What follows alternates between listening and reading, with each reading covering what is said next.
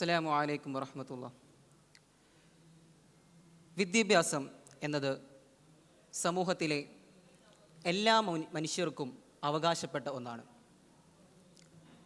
ഓരോ വ്യക്തികൾക്കും തൻ്റെ മൗലിക അവകാശമായി രാജ്യം നൽകുന്ന ഒന്നാണ് വിദ്യാഭ്യാസം എന്നുള്ളത്. വിദ്യാഭ്യാസത്തിലൂടെയാണ് സാമൂഹിക ഉയർച്ചയ്ക്കും വ്യക്തിവികസനത്തിനും സാധ്യതകൾ നൽകുന്നത്. എന്നാൽ ഇന്നത്തെ നവയുഗത്തിൽ വിദ്യാഭ്യാസം എന്നുള്ളത് കമ്പോളവൽക്കരിക്കപ്പെട്ട ഒരു പണച്ചാക്കിലൂടെ മാത്രം സ്വായത്തമാക്കാൻ സാധിക്കുന്നതാണോ എന്നുള്ള ഒരു ചർച്ച ഇന്നത്തെ യുഗത്തിൽ നിലനിൽക്കുന്നുണ്ട്. വിദ്യാഭ്യാസത്തെ പാവപ്പെട്ടവരിൽ നിന്നും ധനികരിലേക്ക് മാത്രം ഊന്നി നിൽക്കുന്ന ഒന്നാണ് വിദ്യാഭ്യാസമെന്ന് ഇന്ന് നവയുഗത്തിൽ നിലനിൽക്കുന്നു. സ്പെഷ്യൽ എഡിഷനിൽ ഇന്ന് നാം ചർച്ചയ്ക്കെടുക്കുന്ന വിഷയം പണച്ചാക്കുകളിൽ തൂങ്ങി നിൽക്കുന്ന ഒരു പ്രതിഭാസമാവുകയാണോ വിദ്യാഭ്യാസം? ഈ വേദിയിൽ വിശിഷ്ട വ്യക്തികളായി നമ്മോട് സംവദിക്കുന്നു വലതുപക്ഷ അനുഭാവി പ്രൊഫസർ അഹമ്മദ് റഫീഖ്, ആക്ടിവിസ്റ്റും സാമൂഹ്യ നിരീക്ഷകനും കൂടിയായ ഡോക്ടർ സയ്യിദ് പടപ്പേങ്ങാട്, ഗവേഷക വിദ്യാർത്ഥിയും വിദ്യാർത്ഥി യൂണിയൻ നേതാവുമായ MM അജ്മൽ. നിങ്ങൾക്ക് ചർച്ചയിലേക്ക് സ്വാഗതം. മിസ്റ്റർ സയ്യിദ്, വിദ്യാഭ്യാസം എന്നുള്ളത് എല്ലാവർക്കും അവകാശപ്പെട്ട ഒന്നാണ്. ഇന്ത്യ അതിലൂടെ ഒരുപാട് വിജയങ്ങളും സ്വായത്തമാക്കിയിട്ടുള്ളത് നമുക്ക് ചരിത്രത്തിൽ കാണാൻ സാധിക്കുന്നതാണ്. എന്നാൽ ഇന്നത്തെ കാലഘട്ടത്തിൽ പണം കൊടുത്ത് വിദ്യാഭ്യാസത്തെ വാങ്ങേണ്ടി വരുന്ന ഒരു ദുരവസ്ഥ ഇന്ന് നിലനിൽക്കുന്നുണ്ടോ? എന്താണ് താങ്കൾക്ക് പറയാനുള്ളത്? തീർച്ചയായും ഇന്നത്തെ ഇന്ത്യയുടെ സാഹചര്യങ്ങളൊന്ന് പരിശോധിക്കുകയാണെങ്കിൽ ഒരു നല്ല ക്വാളിറ്റിയുള്ള വിദ്യാഭ്യാസത്തിന് വേണ്ടി സർക്കാർ സ്ഥാപനങ്ങളെക്കാൾ കൂടുതൽ പ്രൈവറ്റ് സ്ഥാപനങ്ങളെ സ്റ്റുഡൻസ് ആശ്രയിക്കുന്ന ഒരു സാഹചര്യമാണ് ഇന്ന് ഇന്ത്യയിൽ നിലവിലുള്ളത്. ഇതനുസരിച്ച് 60% വിദ്യാർത്ഥികളും പ്രൈവറ്റ് സെക്ടറുകളെയാണ് ആശ്രയിക്കുന്നത് എന്നാണ് കണക്കുകൾ പുറത്തു വരുന്നത്. അപ്പോൾ ഈ അവസരം മുതലെടുത്തുകൊണ്ട് പ്രൈവറ്റ് മേഖലകൾ വലിയ തോതിലുള്ള ഫീസുകളാണ് ഈടാക്കുന്നത്. വാഹനത്തിൻ്റെ സൗകര്യത്തിൻ്റെ പേര് പറഞ്ഞും നല്ല സ്മാർട്ട് ക്ലാസ്സുകളുടെ പേര് പറഞ്ഞും വലിയ രീതിയിലുള്ള ഫീസുകളാണ് പ്രൈവറ്റ് സെക്ടറുകൾ വിദ്യാർത്ഥികളിൽ നിന്ന് ഈടാക്കുന്നത്. ഈ RBI പുറത്തുവിട്ട കണക്കുകൾ പ്രകാരം 90,000 കോടി രൂപയാണ് ഇന്ത്യയുടെ വിദ്യാഭ്യാസ ലോണ് എന്ന് പറയുന്നത്. ഭൂരിഭാഗം വിദ്യാർത്ഥികളും ഇത് തിരിച്ചടക്കാൻ തന്നെ പ്രയാസപ്പെടുന്നുണ്ട്. ഈ നീറ്റ്, UPSC പോലെയുള്ള മത്സര പരീക്ഷകളിൽ 1 ലക്ഷം മുതൽ 5 ലക്ഷം വരെ വാർഷിക ഫീസായിട്ട് അക്കാഡമികൾ ഈടാക്കുന്നതായിട്ട് കണക്കുകൾ വരുന്നുണ്ട്.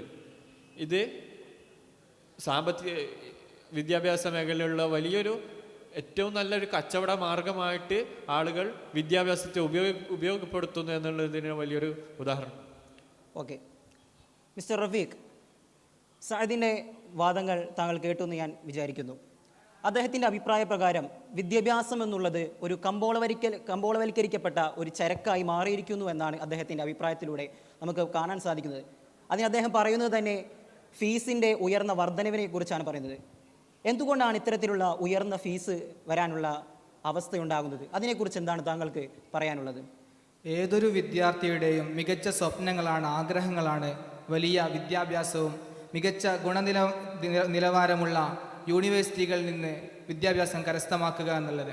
ഒരുപക്ഷെ മികച്ച സൗകര്യങ്ങളോടുകൂടി വിദ്യാഭ്യാസം കരസ്ഥമാക്കാൻ ഉയർന്ന ഫീസ് നൽകേണ്ടി വരുമെന്ന് പറഞ്ഞേക്കാം. അപ്പോൾ പണമുള്ളവന് മാത്രം സാധ്യമാകുന്ന ഒന്നാണ് വിദ്യാഭ്യാസം എന്നാണോ താങ്കൾ പറഞ്ഞു വരുന്നത്? ഞാൻ പറഞ്ഞു വരുന്നത് നിലവിൽ വിദ്യാഭ്യാസത്തിന് പണമില്ല എന്നതിൻ്റെ പേരിൽ ആരെയും അരികവൽക്കരിക്കപ്പെടുന്നില്ല. കാരണം നമുക്ക് കണക്കുകളെടുത്താൽ പരിശോധിക്കാൻ സാധിക്കും. കാരണം സ്കോളർഷിപ്പുകളായിട്ടും അല്ലാതെയും സംസ്ഥാന ഗവൺമെൻറ്റുകളും കേന്ദ്ര ഗവൺമെൻറ്റുകളും വിദ്യാഭ്യാസ മേഖലയ്ക്ക് വേണ്ടി വലിയ രൂപത്തിലുള്ള പണം ചെലവാക്കുന്നുണ്ട്. മാത്രമല്ല വിദ്യാർത്ഥികളുടെ ഉയർന്ന വിദ്യാഭ്യാസ സ്വപ്നങ്ങൾ ഒരു ട്രെൻഡിനപ്പുറം വിദ്യാഭ്യാസത്തെ പുൽകാൻ വേണ്ടി അല്ലെങ്കിൽ ഉയർന്ന വിദ്യാഭ്യാസം കരസ്ഥമാക്കാൻ വേണ്ടി വിദേശ രാജ്യങ്ങളിൽ വലിയ ഫീസുകൾ നൽകിക്കൊണ്ട് അവർ വിദേശ രാജ്യങ്ങൾ പഠനം നടത്തുന്നുണ്ട്. പക്ഷേ ഇതൊന്നും ഇന്ത്യയിലുള്ള വിദ്യാഭ്യാസത്തിൻ്റെ പോരായ്മയെ നമുക്ക് പറയാൻ പറ്റില്ല. കാരണം QS വേൾഡ് യൂണിവേഴ്സിറ്റി റാങ്കിങ്ങിൻ 2024 പ്രകാരം നമുക്കറിയാം ഹയർ എഡ്യൂക്കേഷൻ സിസ്റ്റം ഏറ്റവും നല്ല നിലയിൽ പ്രവർത്തിക്കുന്നത് ഇന്ത്യയിലാണെന്ന് അവർ വ്യക്തമാക്കിയതാണ്. അതുകൊണ്ട് ഈ ഒരു വിദ്യാഭ്യാസ മേഖലയിൽ ഒരിക്കലും പാവപ്പെട്ടവരെ മാറ്റി നിർത്തിക്കൊണ്ടുള്ള വിദ്യാഭ്യാസ പ്രക്രിയ നടക്കുന്നില്ല.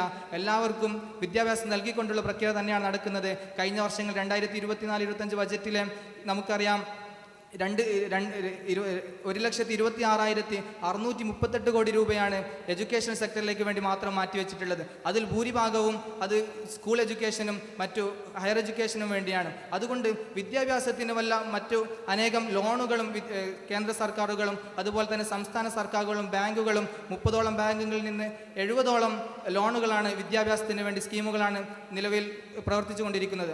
അതുകൊണ്ട് ഒരിക്കലും ഒരു വിദ്യാർത്ഥിക്കും വിദ്യാഭ്യാസത്തിന് പണമില്ല എന്നതിൻ്റെ പേരിൽ ഉയർന്ന വിദ്യാഭ്യാസം കരസ്ഥമാക്കാനോ അല്ലെങ്കിൽ വിദ്യാഭ്യാസത്തിൽ നിന്ന് മാറ്റി നിർത്തപ്പെടുകയോ ചെയ്യുന്നില്ല എന്നാണ് ഇതുമായി എനിക്ക് പറയാനുള്ളത്. ഞാൻ പറയുന്നത് ഇത് സർക്കാർ ഇത് ഒരുപാട് പദ്ധതികളൊക്കെ വലിയൊരു സാമ്പത്തിക ഫണ്ടൊക്കെ ചെലവാക്കുന്നുണ്ടെന്ന് പറയും. പക്ഷേ ഇതൊന്നും യഥാർത്ഥത്തിൽ വിദ്യാർത്ഥികളിലേക്ക് എത്തുന്നില്ല എന്നതാണ് ഇന്നത്തെ സാഹചര്യം.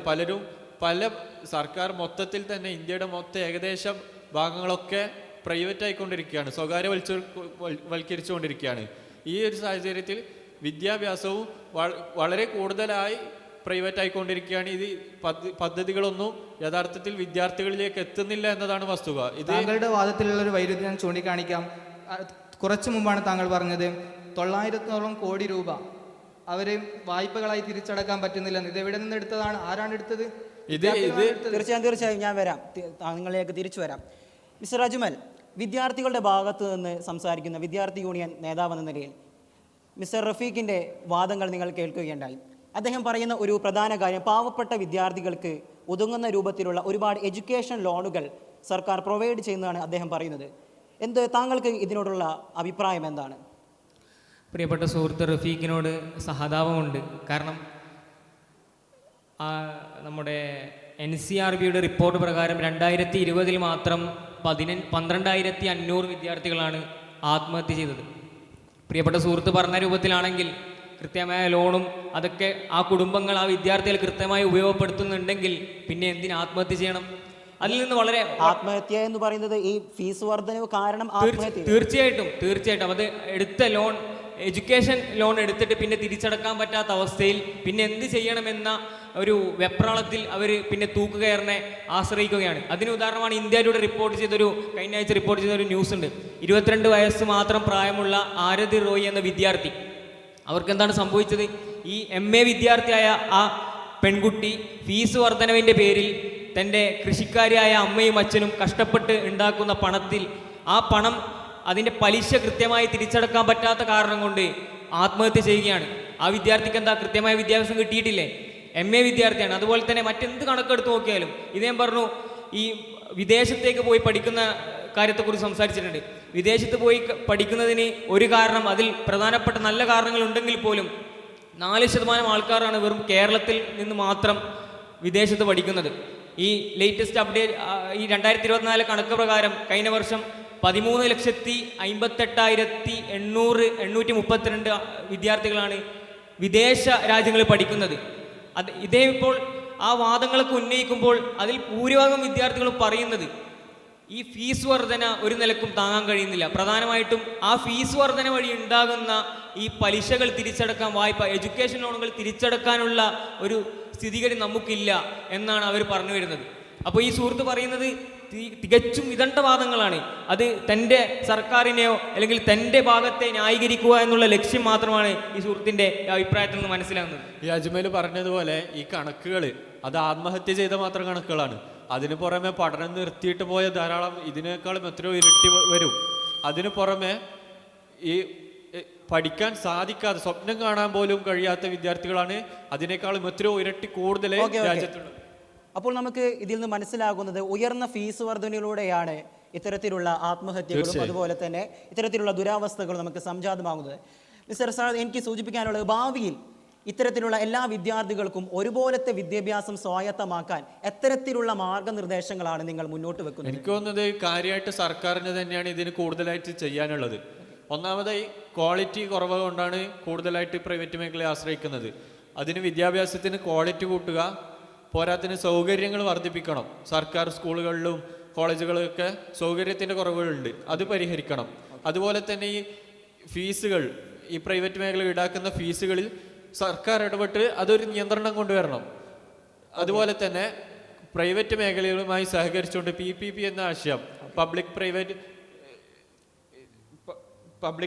പാർട്ണർഷിപ്പ് എന്ന ഒരു ആശയം അത് നിലവിലുണ്ടെങ്കിൽ പോലും അതൊന്ന് കൂടുതലായിട്ടൊന്ന് നടപ്പാക്കാൻ തീർച്ചയായും. ഓക്കെ മിസ്റ്റർ റഫീഖ്, സർക്കാരിൻ്റെ ഭാഗത്തു നിന്ന് ഭാവിയിൽ ഒരുപോലത്തെ വിദ്യാഭ്യാസം സ്വായത്തമാക്കാൻ വേണ്ടി എത്തരത്തിലുള്ള പദ്ധതികളാണ് നിങ്ങൾ ആവിഷ്കരിക്കുന്നത്? വിദ്യാർത്ഥികൾ നിങ്ങളിൽ പ്രതീക്ഷ വെക്കേണ്ടതുണ്ടോ? എന്താണ് പറയാനുള്ളത്? നേരത്തെ സൂചിപ്പിച്ചത് തന്നെയാണ് ഒന്നും കൂടി പറയാനുള്ളത്. കഴിഞ്ഞ വർഷങ്ങളിലെ ബജറ്റിൽ വിദ്യാഭ്യാസ എഡ്യൂക്കേഷൻ സെക്ടറിലേക്ക് വേണ്ടി മാത്രം മാറ്റിവെച്ചതിൽ ഭൂരിഭാഗവും അതിൽ 60% അത് സ്കൂൾ എഡ്യൂക്കേഷന് വേണ്ടിയാണ്. അതിൽ ബാക്കിയുള്ളതാണ് ഹയർ എഡ്യൂക്കേഷന് വേണ്ടിയിട്ട് നൽകി വരുന്നുള്ളത്. അതിനു പുറമെ ഓരോ സംസ്ഥാന ഗവൺമെൻറ്റുകൾക്കും സംസ്ഥാന സർക്കാരുകൾക്കും കേന്ദ്ര ഗവൺമെൻറ്റുകൾ അതിന് നിശ്ചിതമായ ഒരു സംഖ്യയായിട്ട് ഉന്നത വിദ്യാഭ്യാസത്തിൻ്റെ നിലവാരം മെച്ചപ്പെടുത്തുന്നതിന് വേണ്ടി നൽകി വരുന്നുണ്ട്. ഇത് താഴെ തട്ടിലേക്ക് എത്തുന്നുണ്ടോ എന്നുള്ളത് ഒരു ചോദ്യമല്ലേ? സർക്കാരിൽ അത് പരിശോധിക്കേണ്ടതാണ്. നമ്മൾ കേന്ദ്ര ഗവൺമെൻറ് അവിടെ നിന്ന് നൽകി വരുന്നുണ്ടെങ്കിലും ഒരുപക്ഷെ സർക്കാരിനെ വിമർശിക്കാൻ വേണ്ടി, കേന്ദ്ര ഗവൺമെൻറ്റിനെ വിമർശിക്കാൻ വേണ്ടി പല സർക്കാരുകളും പല സംസ്ഥാന സർക്കാരുകളും അതിൽ നിന്ന് ശ്രദ്ധിക്കുന്നില്ലെന്ന് നമുക്ക് മനസ്സിലാക്കാൻ സാധിക്കും. ഇതുപോലെ തന്നെ തീർച്ചയായിട്ടും അജ്മൽ, വിദ്യാർത്ഥി നേതാവെന്ന നിലയിൽ ഭാവി വിദ്യാർത്ഥികളുടെ വിദ്യാഭ്യാസം ശോഭനമാക്കാൻ വേണ്ടി എത്തരത്തിലുള്ള മാർഗനിർദ്ദേശങ്ങളാണ് നിങ്ങൾ ഭരണ സമൂഹത്തിനോട് ആവശ്യപ്പെടുന്നത്? പ്രധാനമായും വിദ്യാർത്ഥികൾ മാനസികപരമായി വളരെ തളർന്നിരിക്കുകയാണ്. അപ്പോൾ അതിനനുസരിച്ച് കൗൺസിലിങ്ങും അതുപോലത്തെ പദ്ധതികൾ സർക്കാരിൻ്റെ ഭാഗത്തു നിന്ന് വരേണ്ടതുണ്ട്. അതുപോലെ തന്നെ ഈ പലിശ നിരക്കിൽ കൃത്യമായ സൗഹൃദ പലിശ എന്ന നിരക്കിൽ പലിശ കുറച്ചുകൊണ്ട് പരമാവധി ഈ ലോണുകൾ നൽകാൻ പറ്റുമെങ്കിൽ നൽകുക എന്നുള്ളതാണ് പ്രധാനമായിട്ട് പറയാനുള്ളത്. ഈ വിദ്യാഭ്യാസം ഈ കച്ചവടവൽക്കരിക്കുന്നതിനുള്ള വലിയൊരു ഉദാഹരണമാണ് ഈ കുറഞ്ഞ ഫീസ് ലഭിക്കുന്ന സ്ഥലത്തേക്ക് വിദ്യാർത്ഥികൾ തേടി പോവുകയും അങ്ങനെയാണ് UGC ഇപ്പോൾ പുറത്തുവിട്ട കണക്കുകൾ. ഇപ്പോൾ ഈ അടുത്ത് UGCയുടെ ഒരു മുന്നറിയിപ്പ് വന്നിരുന്നു ഫേക്ക് യൂണിവേഴ്സിറ്റികളെ കുറിച്ച്. ധാരാളം ഫേക്ക് യൂണിവേഴ്സിറ്റികൾ ഇന്ത്യയിൽ ഉണ്ടായിക്കൊണ്ടിരിക്കുന്നതാണ് റിപ്പോർട്ടുകൾ വരുന്നത്.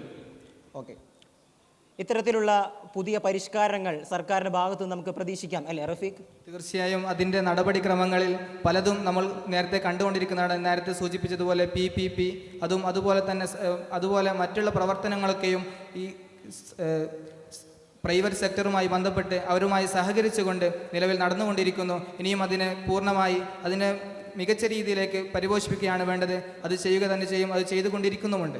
ഇത് സമൂഹത്തിൻ്റെ ഒരു ആവശ്യമാണ് ഈ വിദ്യാഭ്യാസം എല്ലാവർക്കും ലഭിക്കാനുള്ളത്. കാരണം ഈ പണമുള്ളവർക്ക് വിദ്യാഭ്യാസം അല്ലാത്തവർക്ക് ഇല്ല എന്ന് പറയുന്നത് വലിയൊരു സാമൂഹിക ഒരു ഡിഫറൻസിന് തമ്മിലുള്ള ഡിഫറൻസ് വർദ്ധിക്കാനുള്ള ഒരു കാരണമായി തീരും. അത് ഒരു സാമൂഹിക അസമത്വം അത് ഉണ്ടാകാനുള്ള കാരണമായി തീരും. ഓക്കെ, തീർച്ചയായും. അപ്പോൾ നിലവിൽ നമുക്ക് ഉയർന്നു വരുന്ന അമിതമായ ഈ ഫീസിൻ്റെ ഒരു ഈടാക്കലിലൂടെ പാവപ്പെട്ട വിദ്യാർത്ഥികൾക്ക് അവരുടെ സ്വപ്നങ്ങൾ നേടിയെടുക്കാൻ സാധിക്കുന്നില്ല എന്നുള്ളതാണ് ഈ ചർച്ച കൊണ്ട് നമുക്ക് മനസ്സിലാകുന്നത്. അതിന് ഹരിയാനയിലെ ആ 22 വയസ്സുള്ള പെൺകുട്ടിയുടെ ആ ദുരവസ്ഥ നമുക്ക് ഒരു ഉദാഹരണമായി തന്നെ എടുക്കേണ്ടതാണ്. അപ്പോൾ മാറി വരുന്ന ഈ യുഗത്തിൽ എല്ലാ പൗരന്മാർക്കും, പാവപ്പെട്ടവർക്കും ധനികർക്കും ഒരേപോലെയുള്ള വിദ്യാഭ്യാസം സ്വായത്തമാക്കാൻ വേണ്ടി ഭരണകർത്താക്കളും മറ്റ് സ്വകാര്യ സ്ഥാപനങ്ങളും കൂടി ഒന്നിച്ചു മുന്നേറിയാൽ ഒരു പുതിയ ഇന്ത്യയെ തന്നെ നമുക്ക് വാർത്തെടുക്കാം എന്ന് നാം മനസ്സിലാക്കേണ്ടതുണ്ട്. തീർച്ചയായും ഈ ചർച്ച ഇവിടെ പൂർണ്ണമാകുകയാണ്. ചർച്ചയിൽ പങ്കെടുത്ത എല്ലാ വിശിഷ്ട വ്യക്തികൾക്കും നന്ദി. സ്പെഷ്യൽ എഡിഷൻ ഇവിടെ പൂർണ്ണമാകുന്നു. അസ്സലാമു അലൈക്കും.